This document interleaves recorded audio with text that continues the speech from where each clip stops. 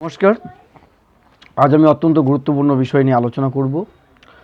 মাঝখানে অনেক দিন আমি ভিডিও করিনি, কাজের ব্যস্ততার কারণে। কাজে ব্যস্ত ছিলাম, এই জন্য ভিডিও করা হয়নি। আজকে আবার বসলাম ভিডিও করতে।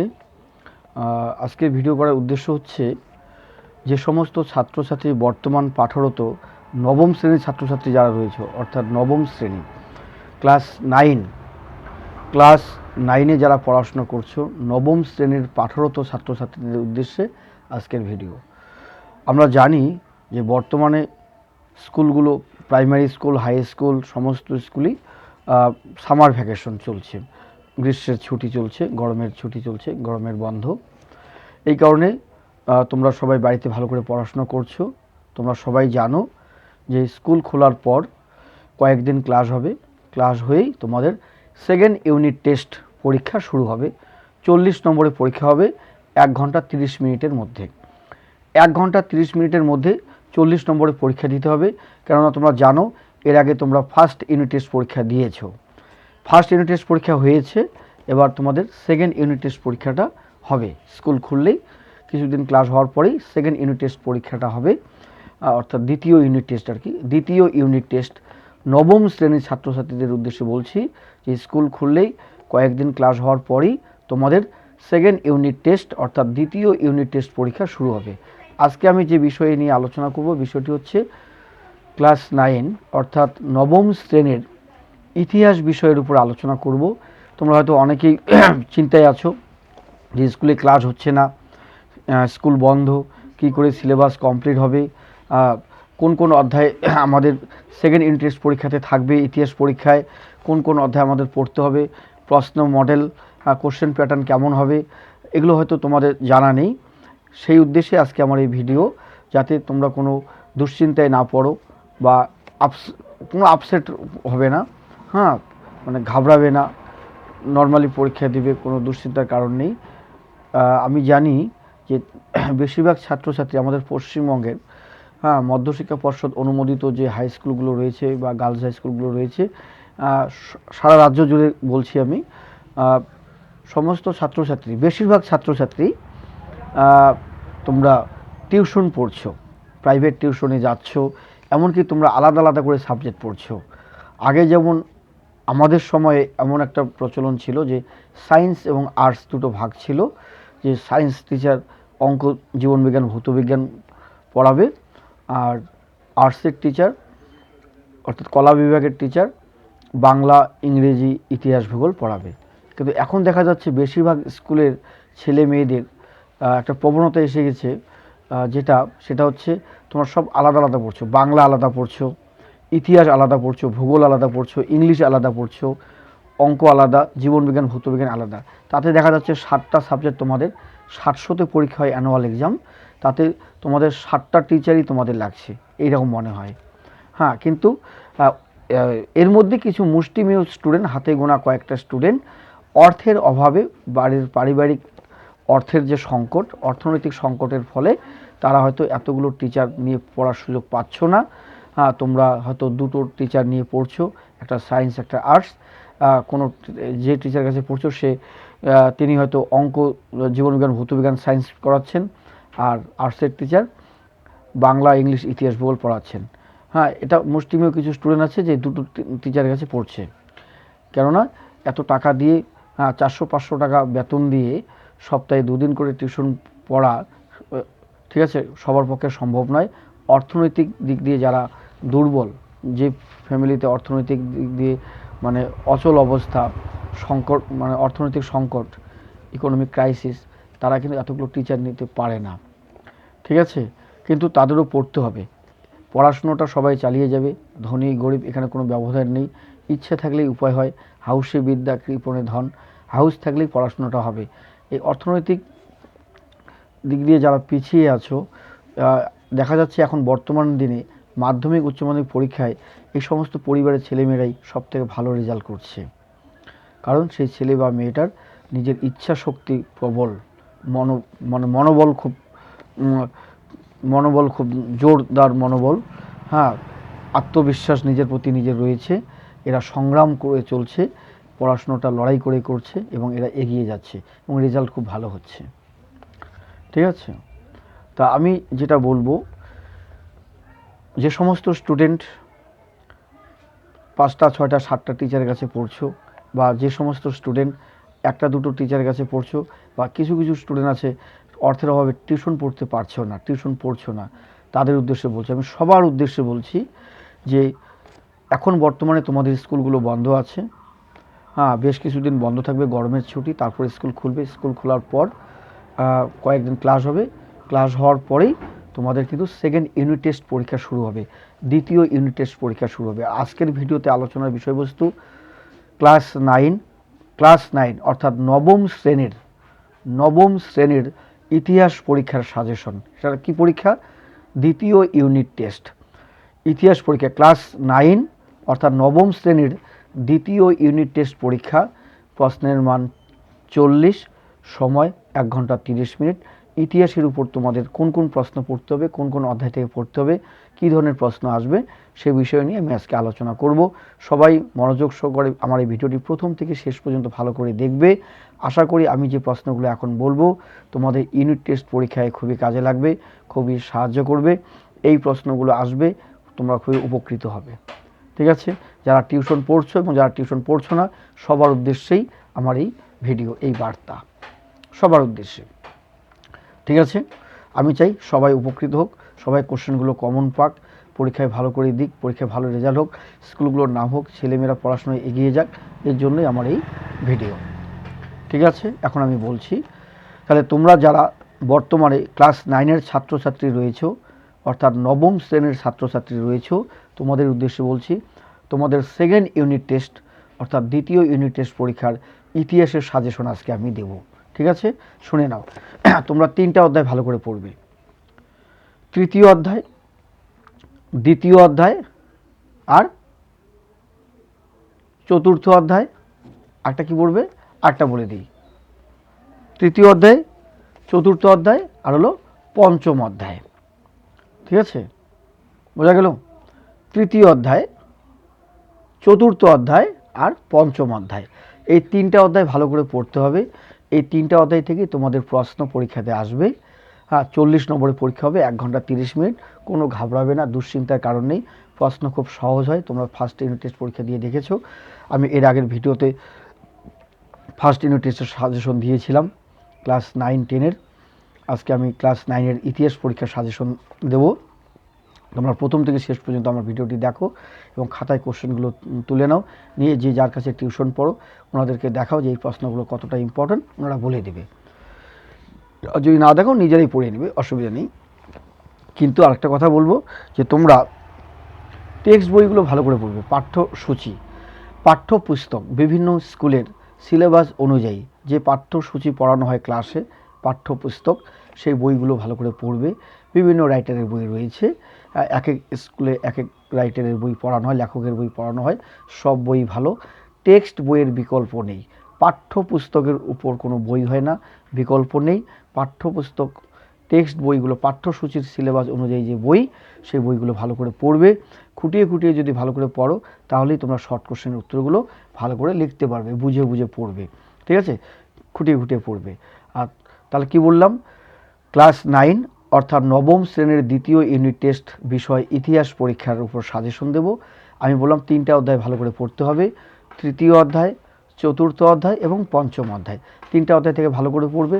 কোশ্চেন প্যাটার্ন বলে নিই, তোমাদের প্রশ্ন আসবে MCQ, সঠিক উত্তর খুঁজে নিয়ে লেখো, অর্থাৎ মাল্টিপল চয়েস কোশ্চেন, সঠিক উত্তরটি খুঁজে নিয়ে লেখো, এই ধরনের প্রশ্ন থাকবে।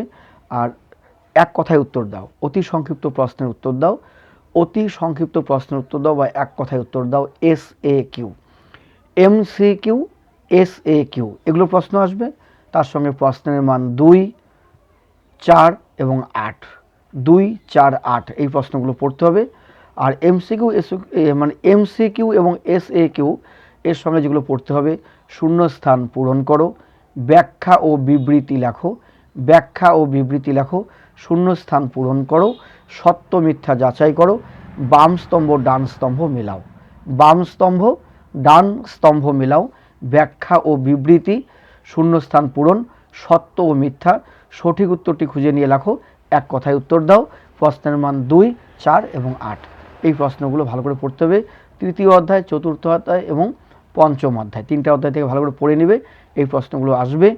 আর তোমাদের তো স্কুলের সিলেবাস কমপ্লিট হয়নি, কেননা স্কুলে পড়ানোর ফার্স্ট ইউনিট টেস্ট পরীক্ষার পরেই তো গরমের ছুটি হয়ে গেল, যার জন্য স্কুলে পড়া পিছিয়ে গেলে স্কুল খুললেও 3টা অধ্যায় অনেক স্কুলে কমপ্লিট হবে না, এটা বোঝাই যাচ্ছে। হ্যাঁ, 3টা অধ্যায় কমপ্লিট হওয়ার আগেই পরীক্ষা শুরু হয়ে যাবে। তোমরা নিজেরা নিজ দায়িত্বে বাড়িতে ভালো করে পড়াশোনা করো, যে যেখানে টিউশন পড়ছো সেখানে সিলেবাসগুলো কমপ্লিট করো, ঠিক আছে। আর আমি যে প্রশ্নগুলো বলছি এই প্রশ্নগুলো পড়ো, তোমরা দেখতে পাবে এই প্রশ্নগুলো যদি এখন থেকে পড়ো, পরীক্ষার পরে আমাকে কমেন্ট বক্সে জানাবে যে আমার দেওয়া প্রশ্নগুলো কতটা ইম্পর্টেন্ট ছিল, কতটা গুরুত্বপূর্ণ ছিল, কতটা কমন এসেছে, তোমরা নিজেরাই আমাকে জানাবে, সেটাই আমার প্রাপ্য। তোমরা যদি ভালো পরীক্ষা দাও, যদি বলো যে আপনার দেওয়া প্রশ্নগুলো খুব কমন পেয়েছি, এই ধরনের প্রশ্নই পরীক্ষা এসেছে, তাহলেই আমার এই পরিশ্রম সার্থক বলে আমি মনে করব, ঠিক আছে।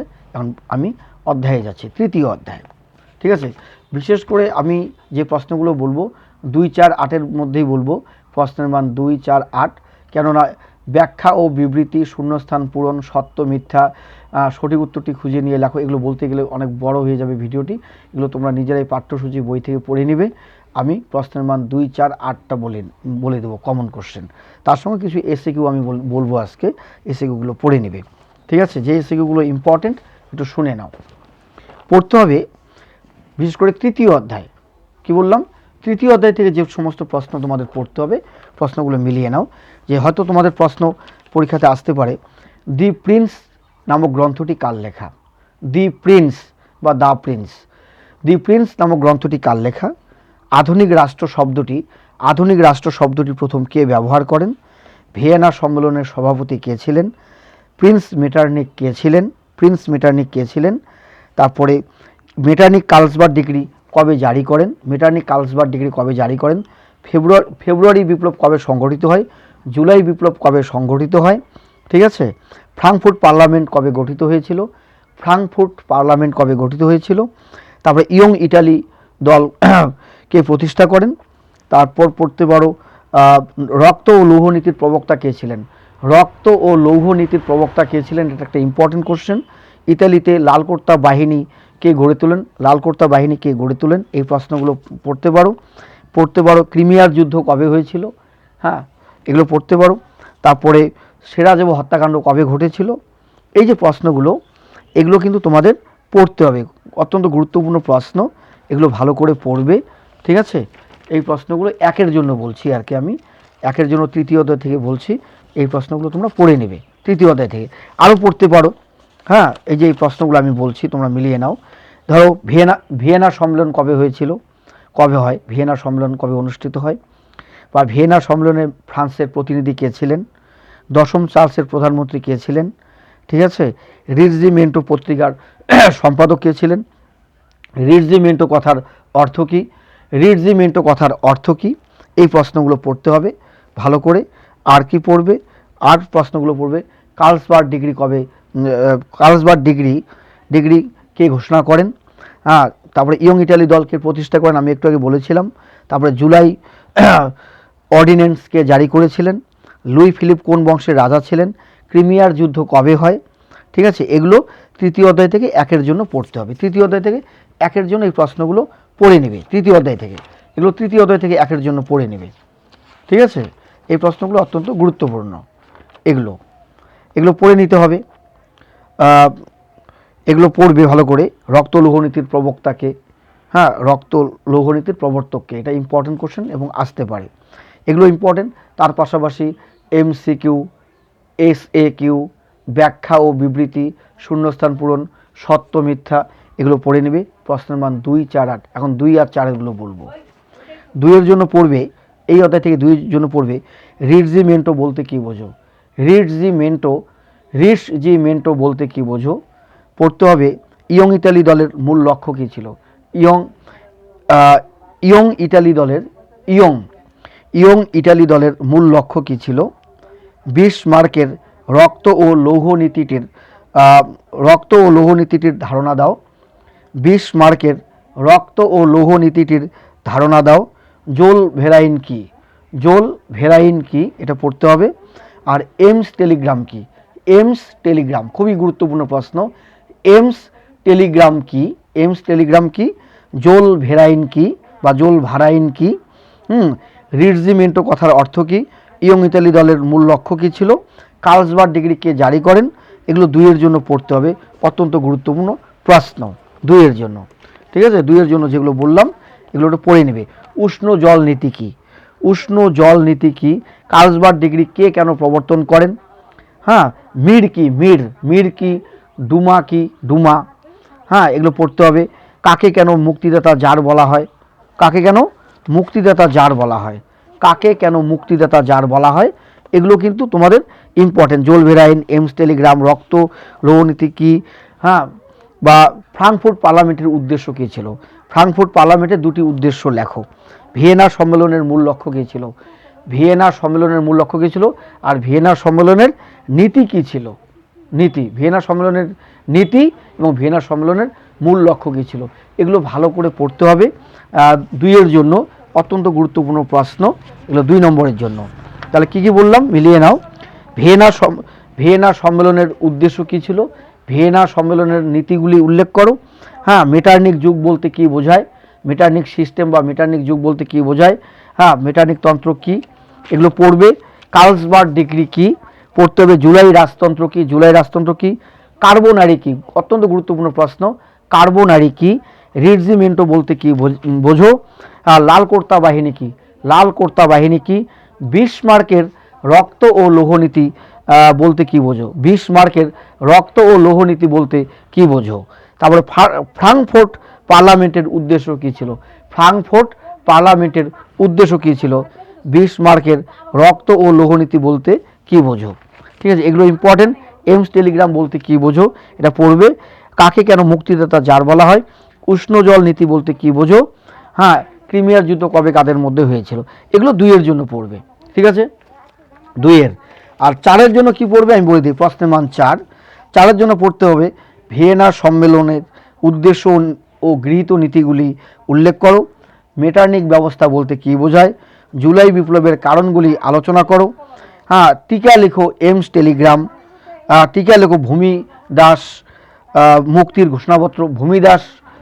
ভূমিদাস মুক্তির ঘোষণাপত্র। টিকা লেখো ভূমিদাস মুক্তির ঘোষণাপত্র, এগুলো পড়তে হবে। টিকা লেখো এমস টেলিগ্রাম, জুলাই বিপ্লবের কারণ, মেটার্নিক ব্যবস্থা, এগুলো 4-এর জন্য পড়তে হবে। এগুলো ভালো করে 4-এর জন্য পড়বে 3য় অধ্যায় থেকে। ঠিক আছে, কি বললাম? জুলাই বিপ্লবের প্রভাব বা ফেব্রুয়ারি বিপ্লবের প্রভাব। টিকা লেখো রিজিমেন্টো, ইয়ং ইটালি। ঠিক আছে, তারপরে রক্ত লৌহ নীতি। এগুলো 2-এর জন্য আসতে পারে, 4-এর জন্য আসতে পারে। আর 8-এর জন্য সবথেকে গুরুত্বপূর্ণ প্রশ্ন এই 3য় অধ্যায় থেকে যেটা বলবো সেটা হচ্ছে 8-এর জন্য শুনে নাও। বিসমার্কের রক্ত ও লৌহনীতির পরিচয় দাও। বিসমার্কের রক্ত ও লৌহনীতির পরিচয় দাও। বা পড়তে পারো আরেকটা প্রশ্ন, মেটার্নিক ব্যবস্থার পরিচয় দাও। মেটার্নিক ব্যবস্থার ব্যর্থতার কারণগুলি কী ছিল? মেটার্নিক ব্যবস্থার পরিচয় দাও। মেটার্নিক ব্যবস্থার ব্যর্থতার কারণগুলি কী ছিল, এটা পড়ো। আর পড়বে ভিয়েনা সম্মেলনের উদ্দেশ্য ও নীতি। ভিয়েনা সম্মেলনের উদ্দেশ্য নীতি, ফেব্রুয়ারি বিপ্লবের কারণ আর জুলাই বিপ্লবের কারণ। এই 3য় অধ্যায় থেকে এই কয়েকটা 8-এর জন্য পড়বে। ফেব্রুয়ারি বিপ্লবের কারণ, জুলাই বিপ্লবের কারণ, ভিয়েনা সম্মেলনের নীতি উদ্দেশ্য, আর পড়বে বিসমার্কের রক্ত ও লৌহ নীতি। এগুলো ভালো করে পড়ে নিতে হবে। ঠিক আছে, এগুলো ভালো করে 3য় অধ্যায় থেকে পড়বে। এখন আমি 4র্থ অধ্যায় যেটা বলবো, 4র্থ অধ্যায় থেকে যে প্রশ্নগুলো বলবো। আর এই অধ্যায় থেকে বাম স্তম্ভ, ডান স্তম্ভ, সত্য মিথ্যা, ব্যাখ্যা বিবৃতি, শূন্যস্থান পূরণ, এমসিকিউ, এগুলো নিজের দায়িত্বে তোমরা পড়ে নেবে। ঠিক আছে, সেগুলো আর বলছি না, অনেকটা সময় লাগবে, ভিডিওটা অনেক বড় হয়ে যাবে। আমি শুধু 1-এর মানে এসেকেও কিছু বললাম, 2-এর, 4-এর আর 8-এর বললাম। এরপরে 4র্থ অধ্যায় যেটা বলবো, 4র্থ অধ্যায়টা মিলিয়ে নাও। এই যে 4র্থ অধ্যায়, 4র্থ অধ্যায় থেকে যে প্রশ্নগুলো পড়তে হবে। শিল্প বিপ্লব কথাটি প্রথম কে ব্যবহার করেন? শিল্প বিপ্লব কথাটি প্রথম কে ব্যবহার করেন? 4র্থ অধ্যায়, ক্লাস 9-এর 2য় ইউনিট টেস্ট পরীক্ষার 4র্থ অধ্যায় থেকে যে প্রশ্নগুলো পড়বে, শিল্প বিপ্লব কথাটি প্রথম কে ব্যবহার করেন, এটা আসবেই পরীক্ষায়। তারপরে পড়বে স্পিনিং জেনি কে আবিষ্কার করেন? স্পিনিং জেনি কে আবিষ্কার করেন? ইংল্যান্ডে পৃথিবীর প্রথম রেলপথের সূচনা হয় কবে? ইংল্যান্ডে পৃথিবীর প্রথম রেলপথের সূচনা হয় কবে? সমাজতন্ত্রের আদিগুরু কাকে বলা হয়? সমাজতন্ত্রের আদিগুরু কাকে বলা হয়? দাস ক্যাপিটাল গ্রন্থটি কে রচনা করেন? এগুলো পড়বে। তারপরে বলবে ত্রিশক্তি চুক্তি কবে স্বাক্ষরিত হয়? ত্রিশক্তি চুক্তি কবে স্বাক্ষরিত হয়? সিরাজেভ হত্যাকাণ্ডটি কবে ঘটেছিল? এগুলো পড়বেই। তার সঙ্গে এই প্রশ্নগুলো পড়বে, ঠিক আছে? আমি বলে দিচ্ছি, তোমরা মিলিয়ে নাও তৃতীয় অধ্যায় থেকে। তাহলে একটু আগে বললাম ইংল্যান্ডের সর্বপ্রথম কি বলছি, শিল্প বিপ্লব কথাটি প্রথম কে ব্যবহার করেন। আরেকটা পড়বে, সর্বপ্রথম শিল্প বিপ্লবটি কোথায় ঘটেছিল? সর্বপ্রথম শিল্প বিপ্লবটি কোথায় ঘটেছিল বা শিল্প বিপ্লব কথাটি প্রথম কে ব্যবহার করেন? এই দুটোর মধ্যে একটা আসবেই পরীক্ষায়।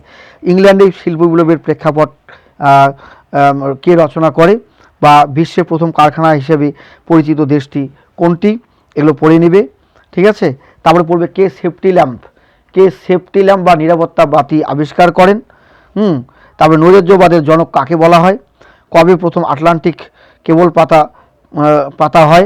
পাতা হয় প্রথম। তারপরে পড়তে হবে তোমাদের উড়ন্ত মাকু, ফ্লাইং শাটল কে আবিষ্কার করেন? এই যে প্রশ্নগুলো, এগুলো ভালো করে পড়তে হবে। তারপরে বাষ্পচালিত রেল ইঞ্জিন কে আবিষ্কার করেন? এগুলো ভালো করে পড়বে। তার সঙ্গে কোনগুলো পড়বে আমি একটু বলে দিচ্ছি, আর একটু মিলিয়ে নাও। এই যে এই প্রশ্নগুলো পড়তে হবে। তাহলে কি বললাম, শিল্প বিপ্লব শব্দটি সর্বপ্রথম কে ব্যবহার করেন? শিল্প বিপ্লব সর্বপ্রথম কোথায় হয়েছিল? তারপরে জনকে কি আবিষ্কার করেন? তারপরে পড়তে হবে জোল ব্রায়ান ছিল জার্মানির একটি কি, এটা পড়তে হবে। বা অন্ধকারাচ্ছন্ন মহাদেশ কাকে বলা হয়? তারপরে দাস ক্যাপিটাল গ্রন্থটি কবে প্রকাশিত হয় বা দাস ক্যাপিটাল গ্রন্থটি কে রচনা করেন? প্যারি কমিউন কবে গড়ে উঠেছিল? ফ্যাক্টরি প্রথা থেকে কি সৃষ্টি হয়েছিল? এগুলো তোমাদের পড়তে হবে। এগুলো ভালো করে পড়ে নেবে। এগুলো 1 নম্বর প্রশ্ন, প্রথম বিশ্বযুদ্ধ কবে হয় বা প্রথম বিশ্বযুদ্ধ সমাপ্তি কবে ঘটে? সিরাজেভ হত্যাকাণ্ডটি কবে ঘটে? এগুলো দ্বিতীয় অধ্যায়ের অত্যন্ত গুরুত্বপূর্ণ প্রশ্ন। নানকিংয়ের সন্ধি কবে স্বাক্ষরিত হয়? দ্বিতীয় আফিমের যুদ্ধ কবে শুরু হয়েছিল? এগুলো পড়তে হবে। তারপরে আর কি আছে, দ্বিতীয় আফিমের যুদ্ধ, নানকিংয়ের সন্ধি, সিরাজেভ হত্যাকাণ্ড। এরপরে যেগুলো পড়তে হবে বলছি, দাঁড়াও প্রশ্নগুলো আরেকটু করে বলি।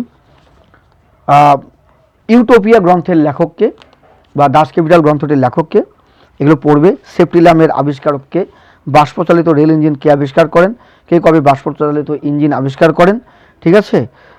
লোহা গলানোর চুল্লি বা ব্লাস্ট ফার্নেস কবে আবিষ্কৃত হয়? ওয়াটার ফ্রেম কবে আবিষ্কৃত হয়েছিল? এগুলো। ভারতে প্রথম কবে রেলপথ স্থাপিত হয়? সুয়েজ খালের খনন কাজ কবে শেষ হয়? কোন দেশে জমি ঘেরাও প্রথা চালু হয়েছিল? কার আমলে রাশিয়ার শিল্প বিপ্লবের সূচনা হয়েছিল? এগুলো কিন্তু অত্যন্ত গুরুত্বপূর্ণ প্রশ্ন। সাদা চামড়ার দায়বদ্ধতা কবিতাটি কার লেখা? যোগ্যতমের উদ্বর্তন তত্ত্বটি কার? এগুলো সব আমি 1-এর জন্য বলছি, 1 নম্বরের জন্য। এগুলো পড়বে। সিমনো শেখের সন্ধি কবে হয়েছিল? নানকিংয়ের সন্ধি কবে হয়েছিল? প্রথম আফিমের যুদ্ধ কবে হয় এবং দ্বিতীয় আফিমের যুদ্ধ কবে হয়? ত্রিশক্তি চুক্তি কাদের মধ্যে হয়? ত্রিশক্তি আতাত কাদের মধ্যে হয়? ত্রিশক্তি চুক্তি এবং ত্রিশক্তি আতাত দুটোই ইম্পর্টেন্ট কোশ্চেন, এগুলো পড়বে। এরপরে 2-এর জন্য বলছি, প্রশ্নের মান 2 পড়তে হবে। শিল্প বিপ্লব বলতে কী বোঝো? শিল্প বিপ্লব কথাটি প্রথম কে কবে ব্যবহার করেন? শিল্প বিপ্লব কোথায় কখন হয়?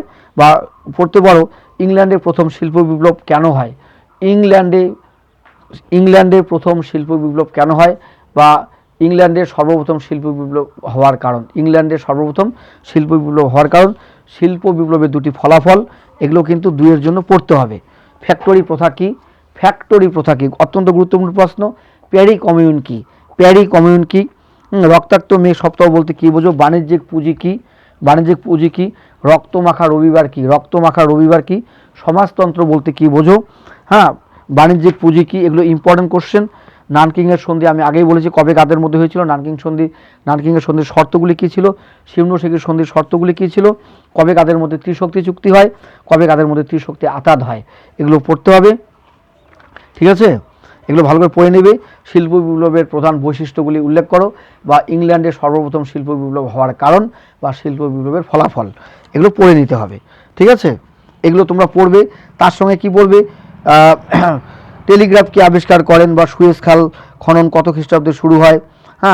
সমাজতন্ত্র কথাটি সর্বপ্রথম কে বলেছিলেন? এই যে এগুলো ভালো করে পড়ে নেবে। আর 2-এর জন্য যেগুলো বললাম আর কি, ফ্যাক্টরি প্রথা কি? মরক্কো সংকট কি? আফ্রিকাকে কেন অন্ধকারাচ্ছন্ন মহাদেশ বলা হয়, প্যারি কমিউন কি, এগুলো পড়ে নেবে 2-এর জন্য। 2-এর জন্য অত্যন্ত গুরুত্বপূর্ণ প্রশ্ন, এগুলো পড়তে হবে, ঠিক আছে। এই নৈরাজ্যবাদ কি, ঠিক আছে, ফ্যাক্টরি প্রথা আগেই বলেছি আমি, এগুলো হচ্ছে 2-এর। এরপর আমি 4-এর জন্য যে সমস্ত প্রশ্ন বলবো, 4-এর জন্য তোমরা এই প্রশ্নগুলো পড়ে নিবা। 4র্থ অধ্যায় থেকে, ইতিহাস 4র্থ অধ্যায় থেকে 4 নম্বর প্রশ্ন যেগুলো বলবো একটু শুনে নাও। ইংল্যান্ডে প্রথম শিল্প বিপ্লব হওয়ার কারণগুলি আলোচনা করো। টিকা লিখো চার্লস ফুরিয়ার বা সেন্ট সাইমন, ঠিক আছে, বা টিকা লিখো সেরাজেভো হত্যাকাণ্ড। সেরাজেভো হত্যাকাণ্ড বা প্রথম বিশ্বযুদ্ধের প্রত্যক্ষ কারণ, প্রথম বিশ্বযুদ্ধের প্রত্যক্ষ কারণ, এগুলো 4-এর জন্য পড়বে, ঠিক আছে। এগুলো 4-এর জন্য পড়বে, এগুলো 4-এর জন্য এগুলো পড়তে হবে। এরপরে 4-এর জন্য এগুলো পড়বে ইংল্যান্ডের শিল্প সমাজ বা বৈজ্ঞানিক সমাজতন্ত্র, টিকা, এগুলো পড়বে, ঠিক আছে। এগুলো প্যারি কমিউন, টিকা, প্যারি কমিউন, প্রথম বিশ্বযুদ্ধের 4টি কারণ, মরক্কো সংকট, এগুলো 4-এর জন্য, দ্বিতীয় আফিমের যুদ্ধ, এগুলো পড়তে হবে, ঠিক আছে। এখন 8-এর জন্য, 4র্থ অধ্যায় থেকে 8-এর জন্য কি পড়বে, ইংল্যান্ডে সর্বপ্রথম শিল্প বিপ্লব হওয়ার কারণ বা শিল্প বিপ্লবের কারণ ও ফলাফল আলোচনা করো।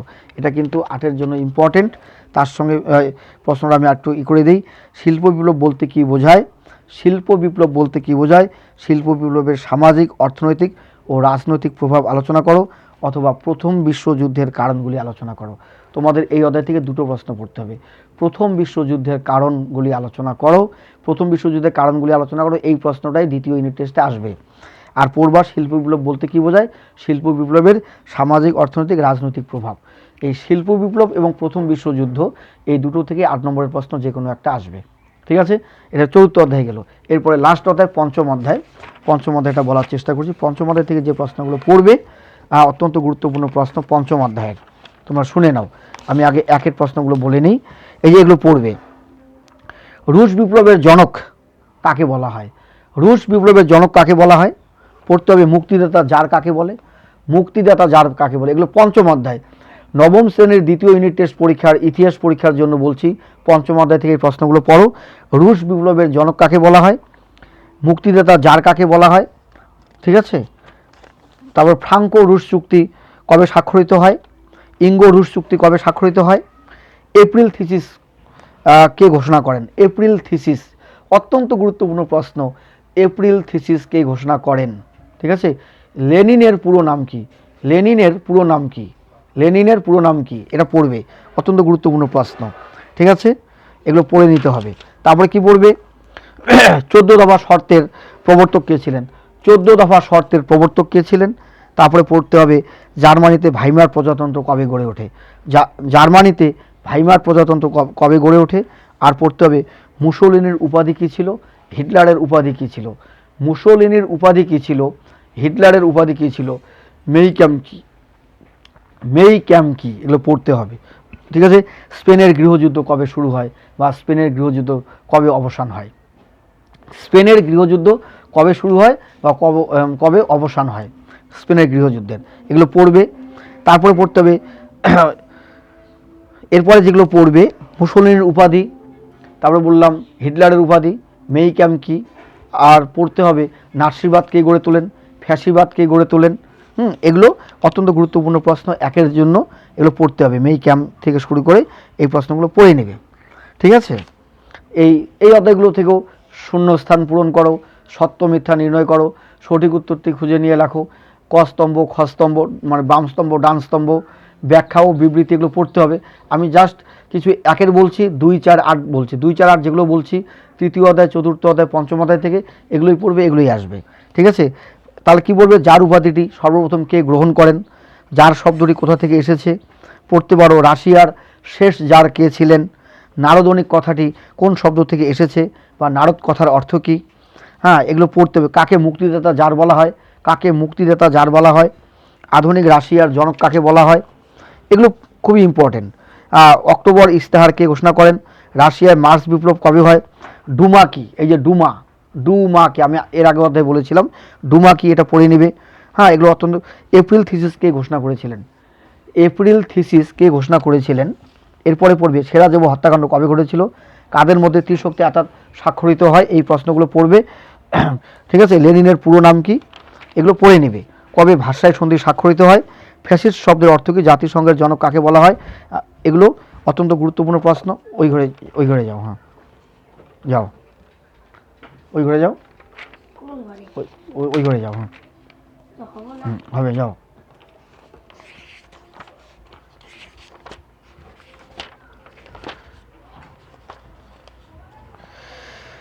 এরপরে যে প্রশ্নগুলো পড়বে, এপ্রিল থিসিস কি? এপ্রিল থিসিস কি? ঠিক আছে, এখন আমি কিছু দুইয়ের প্রশ্ন বলবো। আরেকটা ইম্পর্টেন্ট কোশ্চেন তোমাদের বলছি। আন্তর্জাতিক শান্তি হলো কাপুরুষের স্বপ্ন। আন্তর্জাতিক শান্তি হলো কাপুরুষের স্বপ্ন, উক্তিটি কার? এটা কিন্তু আসার সম্ভাবনা আছে পরীক্ষায়। ঠিক আছে, এটা পড়ে নেবে। আন্তর্জাতিক শান্তি হলো কাপুরুষের স্বপ্ন, উক্তিটি কার? এটা পড়ে নেবে। রুশীকরণ নীতি বলতে কি বোঝায়? এটা একটা ইম্পর্টেন্ট, এগুলো পড়বে। হ্যাঁ, এগুলো পঞ্চম অধ্যায় থেকে খুব গুরুত্বপূর্ণ প্রশ্ন, এগুলো পড়ে নেবে। আমি একের কোশ্চেন আর কয়েকটা অ্যাড করে দিচ্ছি, এগুলো দেখে নাও। রাশিয়ার শাসকদের কি বলা হতো? মুক্তিদাতা যার কাদের বলে? রক্তাক্ত রবিবারের ঘটনাটি কবে ঘটেছিল? স্পেনের একনায়কতন্ত্র কে প্রতিষ্ঠা করেন? ঠিক আছে, রাশিয়ার কুলাক কাদের বলা হয়? রাশিয়ার কুলাক বা ইস্ক্রা পত্রিকাটির প্রকাশক কে ছিলেন? মির কি? মির কি? তারপর পড়তে পারো, স্পেনে কবে গৃহযুদ্ধের অবসান ঘটে? ডুমা কি? ডুমা এনইপি কে প্রবর্তন করেছিলেন? এনইপি। এনইপি অর্থাৎ রাশিয়ায় নতুন অর্থনীতি বা এনইপি কে প্রবর্তন করেছিলেন? আর এপ্রিল থিসিস কে ঘোষণা করেন? April thesis. এগুলো একের জন্য অত্যন্ত গুরুত্বপূর্ণ। এখন দুইয়ের প্রশ্নগুলো শুনে নাও, কোনগুলো পড়বে। প্রশ্নের মান 2, পঞ্চম অধ্যায়, প্রশ্নের মান 2। রুশীকরণ নীতি কি? রক্তাক্ত রবিবার বলতে কি বোঝো? রুশীকরণ নীতি কি? রক্তাক্ত রবিবার বলতে কি বোঝো? বলশেভিক ও মেনশেভিক, বলশেভিক ও মেনশেভিক কাদের বলা হতো? বলকান সংকট কি? হেরেনভক তত্ত্ব কি? হেরেনভক তত্ত্ব কি? আর বলকান সংকট কি? বলকান সংকট কি? হেরেনভক তত্ত্ব কি? এগুলো পড়বে। আর এগুলো হচ্ছে দুইয়ের জন্য কি কি বললাম? বলশেভিক ও মেনশেভিক কাদের বলা হয়? রুশীকরণ নীতি কি? রক্তাক্ত রবিবার বলতে কি বোঝায়? আর বলকান সংকট কি? হেরেনভক তত্ত্ব, ইম্পর্টেন্ট কোশ্চেন, হেরেনভক তত্ত্ব কি? এগুলো দুইয়ের জন্য অত্যন্ত গুরুত্বপূর্ণ প্রশ্ন। বা জারতন্ত্র বলতে কি বোঝো? নারদনিক আন্দোলন কি? রুশীকরণ নীতিকে আমি আগেই বলেছি। কাকে কেন মুক্তিদাতা জার বলা হয়? ডুমা কি? এগুলো ভালো করে পড়ে নেবে। বলশেভিক মেনশেভিক তো বলেছি। সবথেকে গুরুত্বপূর্ণ প্রশ্ন, ডুমা কি আর এপ্রিল থিসিস কি? আর রুশ বিপ্লবের দুটি গুরুত্ব উল্লেখ করো। রুশ বিপ্লবের দুটি গুরুত্ব উল্লেখ করো, এগুলো পড়ে নেবে। আর বিগ ফোর বলতে কি বোঝো? বিগ ফোর বলতে কি বোঝো? 14 দফা শর্ত কি? নাৎসিবাদ ও ফ্যাসিবাদের মধ্যে মিল কি? অত্যন্ত গুরুত্বপূর্ণ প্রশ্ন। নাৎসিবাদ ও ফ্যাসিবাদের মধ্যে মিল কি? আর পড়বে, গণতন্ত্র ও ফ্যাসিবাদের মধ্যে পার্থক্য কি? গণতন্ত্র ও ফ্যাসিবাদের মধ্যে পার্থক্য কি? হেরেনভক তত্ত্ব কি? অত্যন্ত গুরুত্বপূর্ণ প্রশ্ন। ভাইমার প্রজাতন্ত্র কি? ভাইমার প্রজাতন্ত্র কি? এগুলো দুইয়ের জন্য। এখন চারের জন্য যেগুলো বলছি মিলিয়ে নাও। চারের জন্য এই কোশ্চেনগুলো পড়তেই হবে, এগুলো আসবে। প্রশ্নের মান 4, শুনে নাও। টিকা লিখো, এপ্রিল থিসিস। টিকা লেখো, উড্রো উইলসনের 14 দফা নীতি।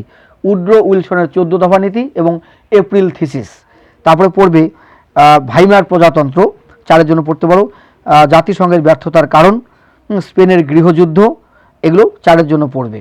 ঠিক আছে, এগুলো চারের জন্য অত্যন্ত গুরুত্বপূর্ণ প্রশ্ন, চারের জন্য পড়ে নেবে। ঠিক আছে, এগুলো প্রশ্ন চারের জন্য পড়ে নিতে হবে। আমি কিন্তু মানে বাছাই প্রশ্নগুলো বলছি তোমাদের, যেগুলো আসার সম্ভাবনা আছে। হ্যাঁ, এগুলো ভাষায়ী চুক্তির অর্থনৈতিক শর্তগুলি কি কি, বা 1929 খ্রিস্টাব্দে মহামন্দার কারণগুলি কি ছিল, মহামন্দার প্রভাব, এগুলো চারের জন্য পড়বে। অত্যন্ত গুরুত্বপূর্ণ প্রশ্ন এগুলো চারের জন্য। ঠিক আছে,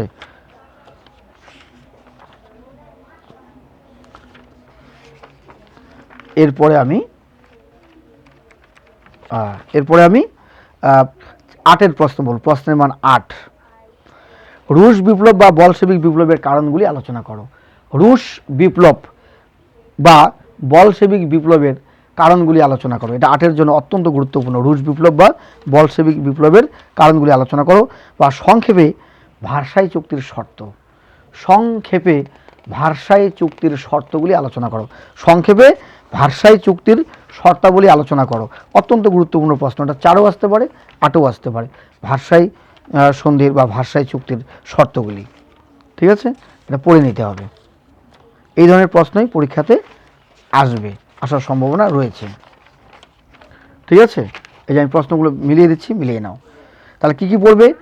1917 খ্রিস্টাব্দের রুশ বিপ্লবের কারণগুলি আলোচনা করো, এটা 8-এর জন্য পড়বে। বা রুশ বিপ্লবের সামাজিক, অর্থনৈতিক ও রাজনৈতিক প্রভাবগুলি আলোচনা করো। পড়তে হবে ভার্সাই চুক্তির শর্তগুলি আলোচনা করো, ভার্সাই চুক্তির শর্তগুলি আলোচনা করো। তারপরে পড়বে নাৎসিবাদ কি, জার্মানিতে নাৎসিবাদ উদ্ভবের কারণ। ফ্যাসিবাদ কি, ইতালিতে ফ্যাসিবাদের উদ্ভবের কারণগুলি আলোচনা করো। লাস্ট কোশ্চেন বলবো, স্পেনের গৃহযুদ্ধের কারণগুলি কী ছিল? এই যুদ্ধকে কি দ্বিতীয় বিশ্বযুদ্ধের মহড়া যুদ্ধ বলা যায়? যুক্তি দাও। তাহলে এই অধ্যায় থেকে 8-এর কী কী বললাম? রুশ বিপ্লবের কারণ বলেছি, রুশ বিপ্লবের সামাজিক, অর্থনৈতিক, রাজনৈতিক প্রভাব, ভার্সাই চুক্তির শর্ত, তারপর নাৎসিবাদ কি, জার্মানিতে নাৎসিবাদের উদ্ভবের কারণ, ফ্যাসিবাদ কি, ইতালিতে ফ্যাসিবাদের উদ্ভবের কারণ, আর হচ্ছে স্পেনের গৃহযুদ্ধের কারণ কী ছিল? এই যুদ্ধকে কি দ্বিতীয় বিশ্বযুদ্ধের মহড়া যুদ্ধ বলা যায়? এগুলো পঞ্চম অধ্যায় থেকে 8-এর জন্য এগুলো পড়তে হবে। আমি 3টা অধ্যায় থেকে আজকে বললাম। ক্লাস 9 অর্থাৎ নবম শ্রেণীর দ্বিতীয় ইউনিট টেস্ট পরীক্ষার অত্যন্ত গুরুত্বপূর্ণ প্রশ্ন, যেগুলো বললাম ইতিহাসের 40 নম্বরের পরীক্ষা হবে তোমাদের। 40 নম্বর পরীক্ষার যে প্রশ্নগুলো বললাম অত্যন্ত গুরুত্বপূর্ণ। তৃতীয় অধ্যায়, চতুর্থ অধ্যায় এবং পঞ্চম অধ্যায় থেকে এমসিকিউ, এসএকিউ, প্রশ্নের মান 2, 4, 8 এবং শূন্যস্থান পূরণ করো, সত্য মিথ্যা নির্ণয় করো, আর হচ্ছে বাম স্তম্ভ, ডান স্তম্ভ, ব্যাখ্যা ও বিবৃতি, এই ধরনের প্রশ্ন পরীক্ষাতে আসবে। তোমরা এগুলো লিখবে, যে প্রশ্নগুলো বললাম এগুলো কমন পড়বে। তৃতীয় অধ্যায় থেকে যেগুলো বললাম 2, 4, 8 সেগুলো পড়বে। চতুর্থ অধ্যায় থেকে 2, 4, 8 যেগুলো বললাম সেগুলো পড়বে। আর পঞ্চম অধ্যায় থেকে 2, 4, 8 যেগুলো বললাম এগুলো পড়বে। এগুলো থেকেই তোমাদের পরীক্ষাতে 1-এর কমন পড়বে, 2-এর কমন পড়বে, 4-এর কমন পড়বে, 8-এর কমন পড়বে। 8-এর তো একটা লিখতে হবে। এই প্রশ্নগুলোই তোমাদের পরীক্ষাতে আসবে। এই প্রশ্নগুলো ভালো করে পড়ে নাও, টেক্সট বই থেকে ভালো করে খুঁটে খুঁটে পড়ো।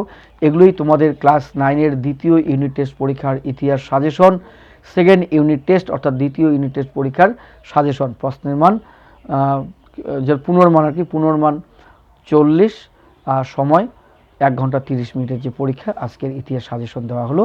আর কোনো চিন্তা নেই, কিন্তু শর্ট কোশ্চেনগুলো বেশি করে পড়বে। বাম স্তম্ভ, ডান স্তম্ভ, সত্য মিথ্যা, শূন্যস্থান পূরণ, ব্যাখ্যা ও বিবৃতি, সঠিক উত্তর নির্বাচন করো। প্রশ্নের মান 1, এক কথায় উত্তর দাও। প্রশ্নের মান 2, 4 এবং 8 এগুলো পড়বে।